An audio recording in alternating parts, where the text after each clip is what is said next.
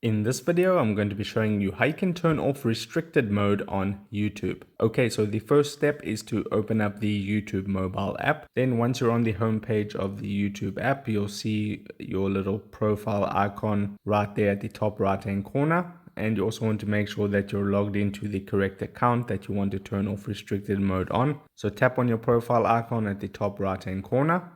From here, we're looking for the option that says settings. So it's right over there. I'm going to tap on settings, and then we want to tap on the first option right at the top that says general. Now you have all these different options, but you want to scroll down a bit, and then you'll find the option here that says restricted mode.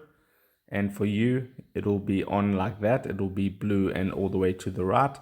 To turn off restricted mode, just toggle it down, make sure that that is gray, and then restricted mode will be off. It says this helps hide potentially mature videos, and so on and so forth. So if you want to turn it off, that is the process of how you do it. So if this video helped you out, don't forget to drop a like onto it and subscribe for more, and I'll see you in the next video.